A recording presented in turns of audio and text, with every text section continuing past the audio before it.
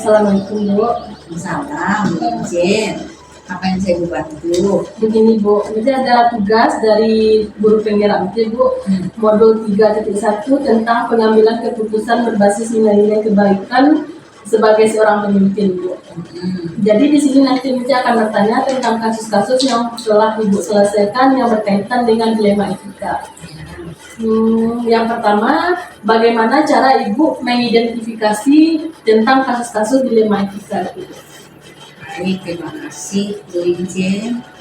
Jadi di dalam materi guru penggerak itu sebenarnya banyak kajian-kajian keilmuan yang mungkin selama ini belum masuk di dalam ranah sehari-hari, tapi hari ini tergali info-info baru atau referensi baru bagaimana menyikapi kejadian-kejadian yang ada di sekolah.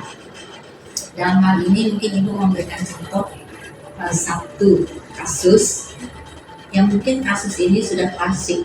Klasik itu maksudnya sudah berkepanjangan terus tidak ada solusi.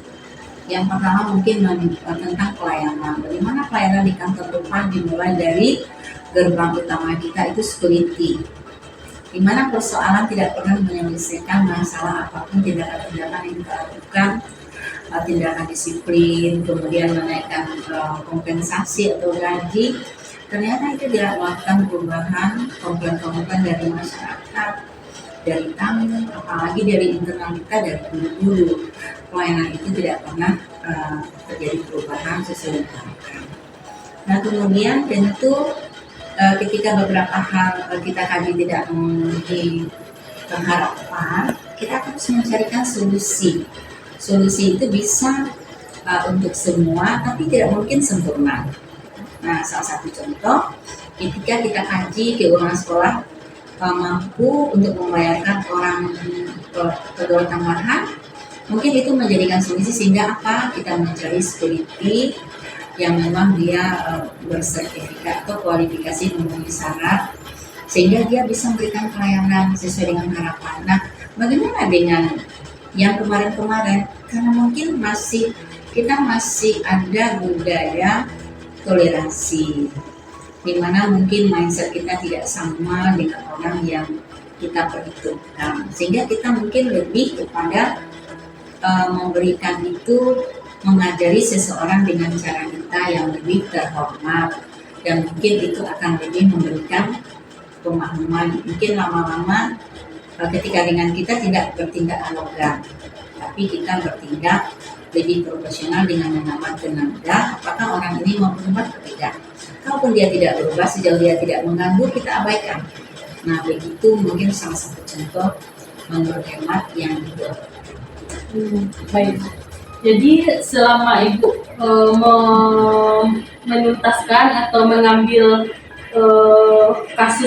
menyelesaikan kasus-kasus ini, apakah ada tantangan-tantangan besar yang Ibu lalui dengan contohnya tadi kasus tentang pelayanan Bu?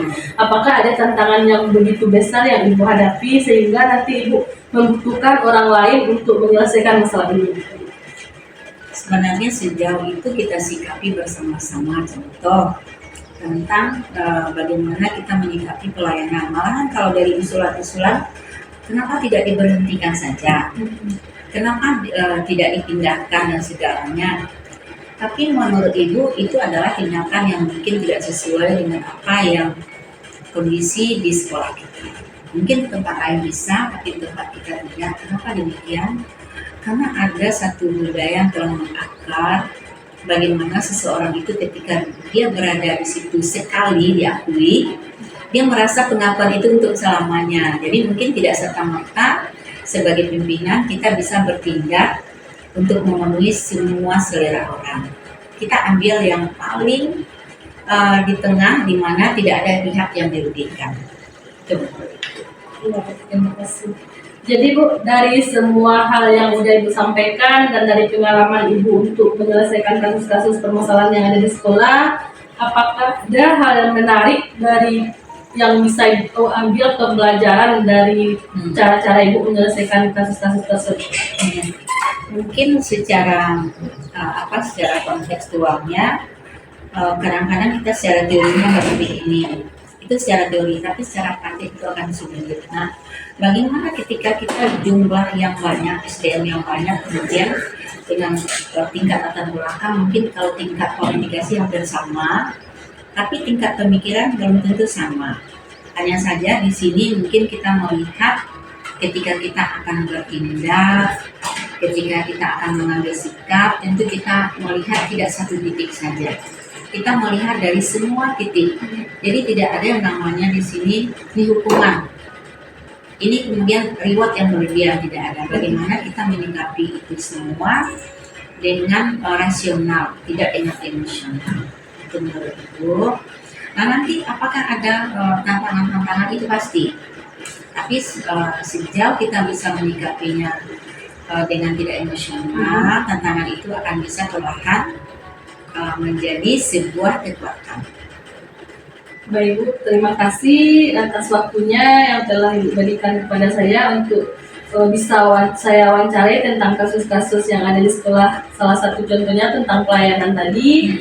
Semoga ilmu yang Ibu berikan yang kita sharing hari ini bermanfaat bagi saya, dan salah satunya nanti tugas saya terselesaikan dengan baik di guru penggerak ini Bu. Terima kasih Bu. Assalamualaikum warahmatullahi wabarakatuh. Waalaikumsalam, semoga sukses juga untuk guru penggerak sehingga lebih banyak guru yang berkualitas, karena guru penggerak itu adalah satu ajang yang memang hari ini bagaimana membentuk karakter guru menjadi lebih baik. Terima kasih Bu. Sama.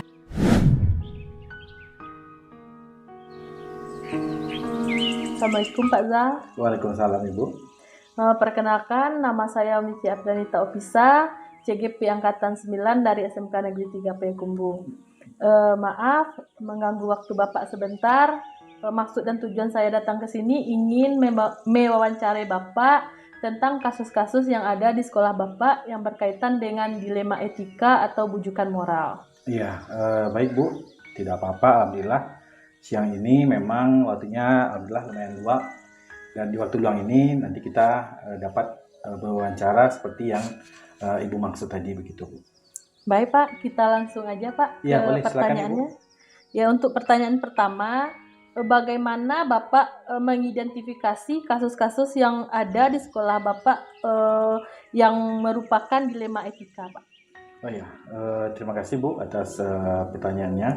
Alhamdulillah dari kehadiran Ibu, saya juga terbuka wawasannya, pikirannya bagaimana nanti menyelesaikan masalah yang ada di sekolah.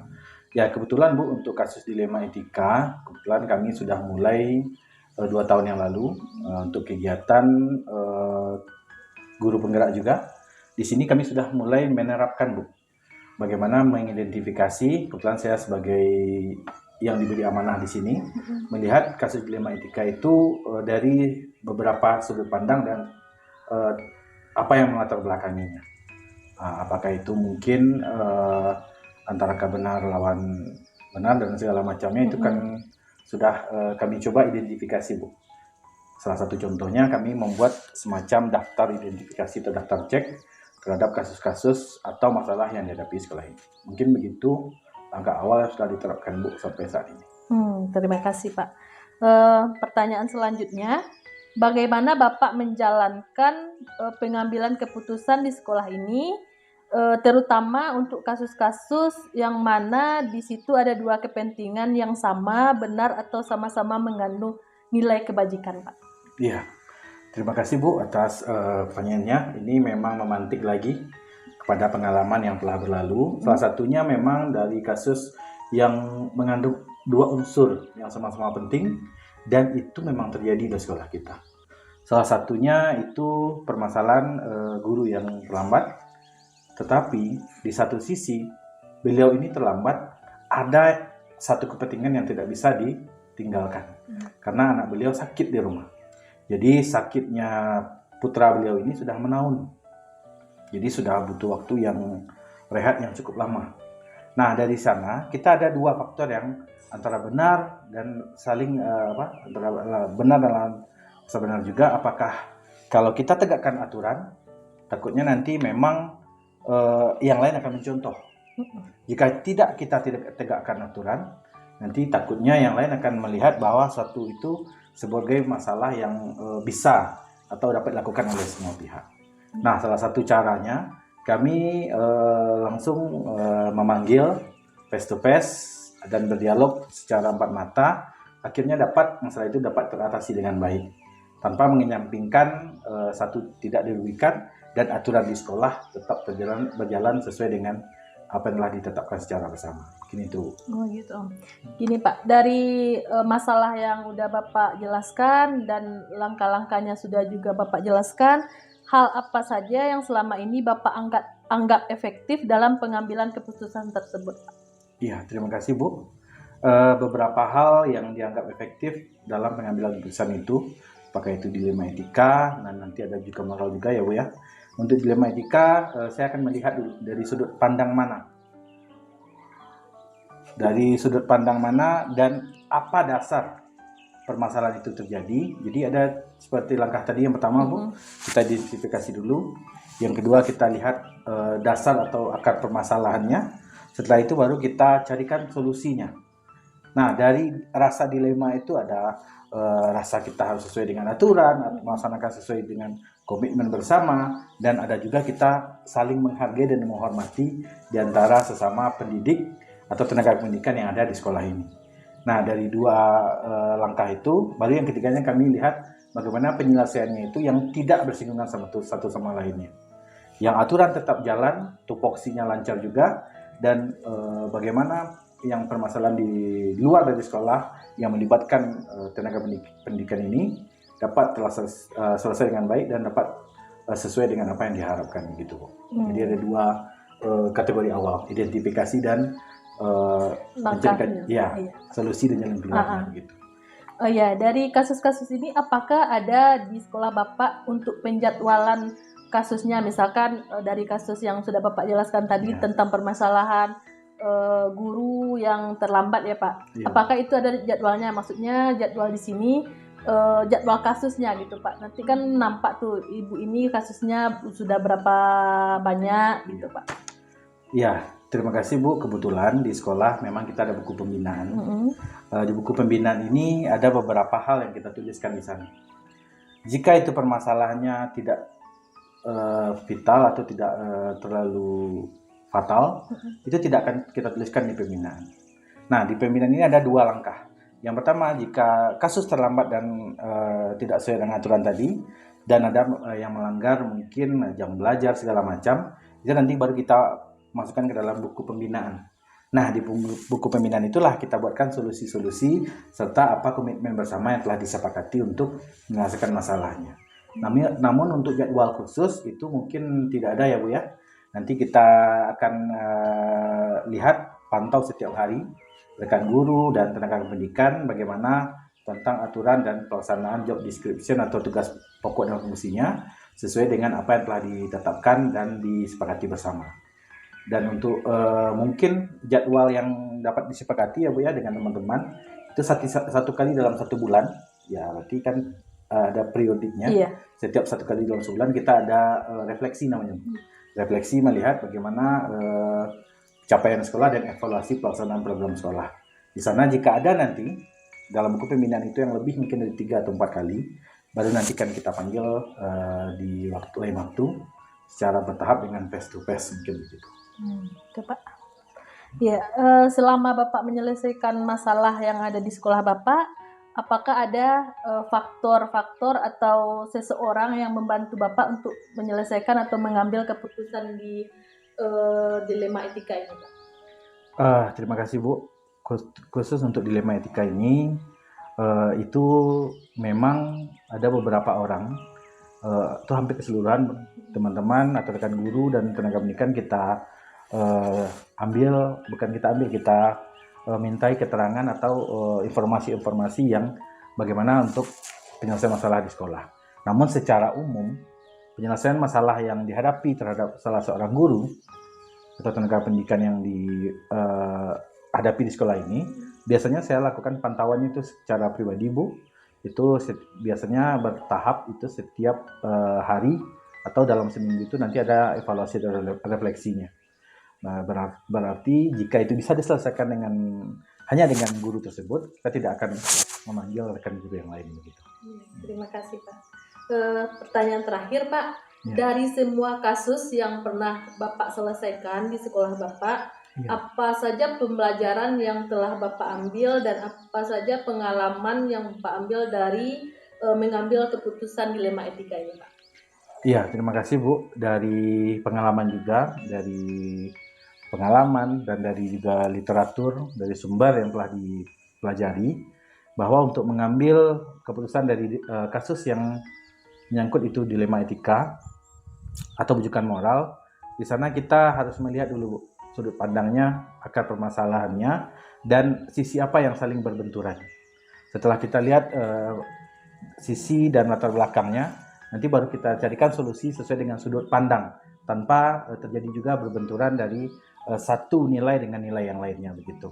Jadi intinya kita cari sudut pandang yang pas, tidak saling berbenturan. Nanti kita carikan solusi sesuai dengan akar permasalahan dan tujuan dari kesepakatan yang telah diambil bersama. Mungkin itu Bu secara garis besarnya. Ya, berarti Bapak sudah menerapkan nilai-nilai kebajikan yang ada di sekolah Bapak berarti ya? Iya. Ya udah Pak, terima kasih atas sharingnya kita hari ini. Iya, sama-sama Ibu. Semoga dengan kasus-kasus yang sudah Bapak berikan gambaran kepada saya yang pernah Bapak selesaikan, dengan dilema etika yang begitu banyak ya Pak di sekolah Iya, Bapak. lumayan banyak. Iya, nanti bisa juga jadi referensi buat saya ke depannya karena Bapak udah berbagi pengalaman. Jadi terima kasih telah memberikan saya pencerahan hari ini. Saya mohon izin kembali ke sekolah dan saya ucapkan terima kasih. Ya, sama-sama Bu. Terima kasih juga. Kehadiran Ibu juga memberikan pengalaman baru serta cara-cara baru juga untuk menyelesaikan masalah yang lainnya. Terima kasih banyak Bu.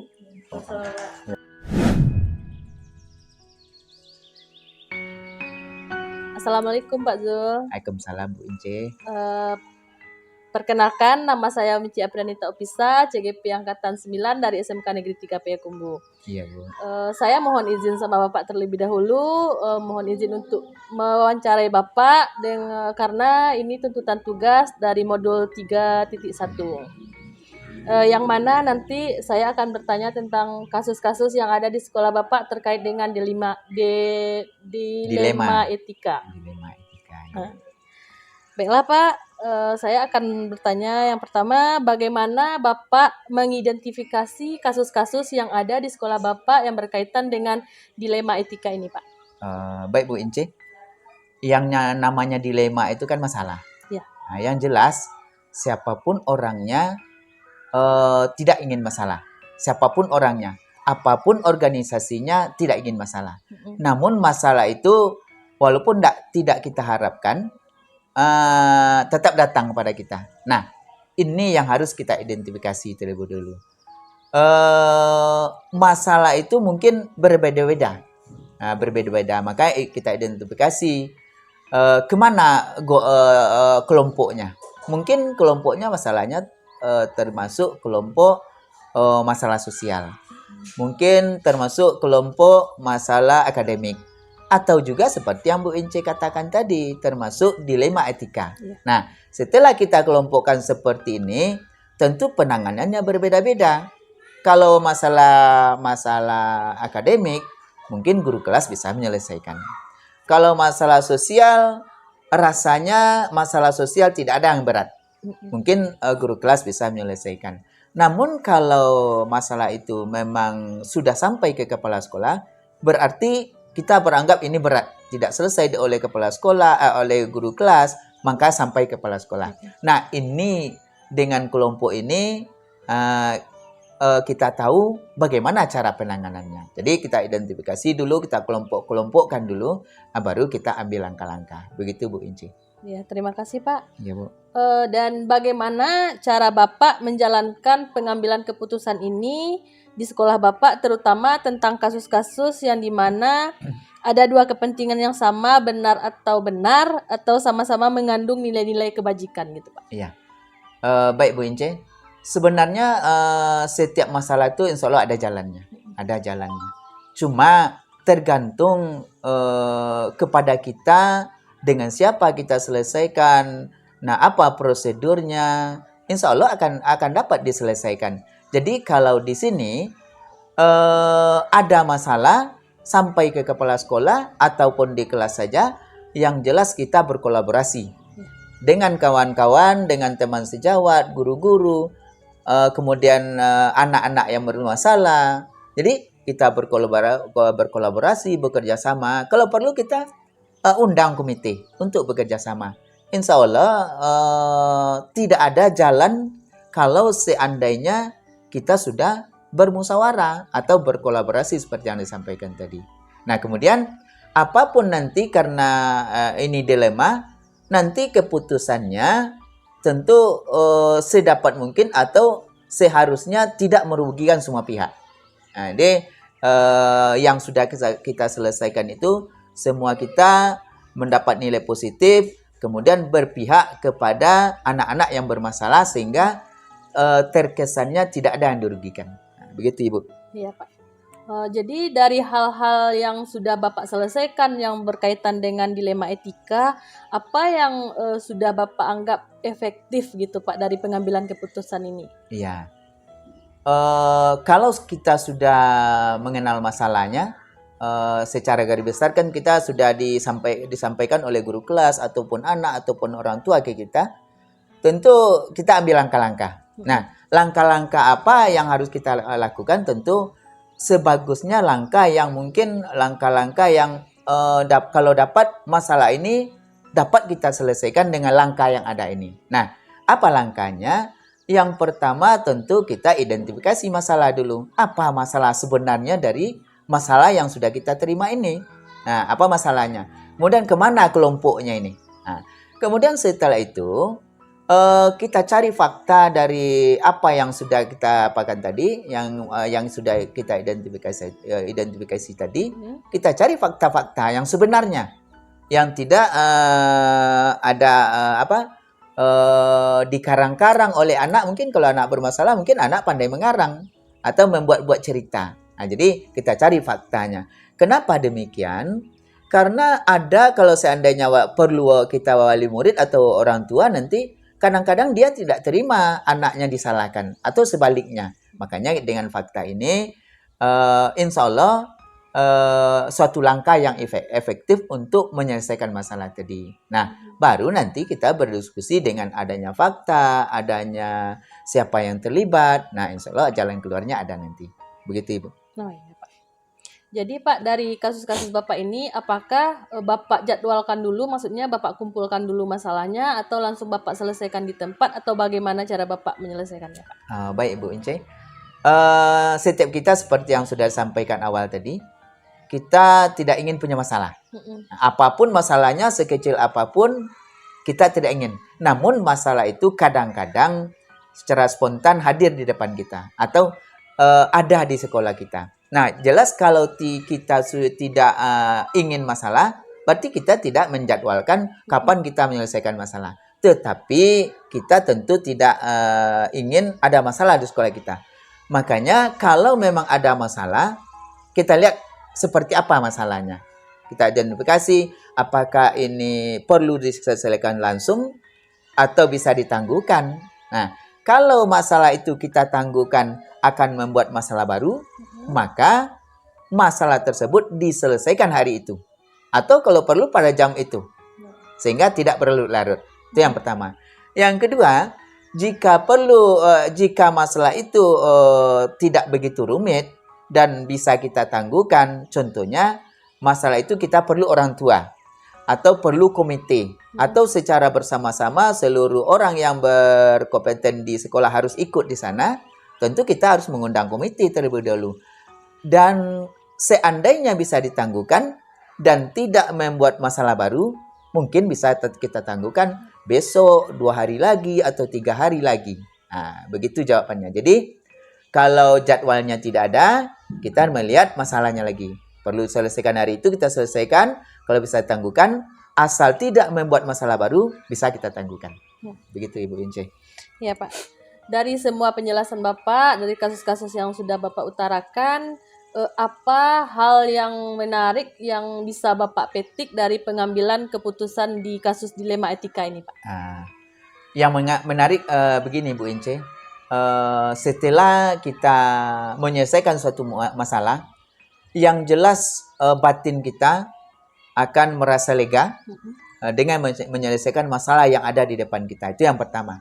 Namun yang paling penting sekali yang harus kita pahami semua, siapapun orangnya, kalau kita menyelesaikan suatu masalah, apakah itu masalah sosial, apakah itu masalah akademik, apalagi itu masalah dilema etika, maka emosional harus terkendali. Nah, jika terkendali emosional, siapapun yang terlibat di sana, apapun bentuk masalahnya, insya Allah sebentar akan selesai.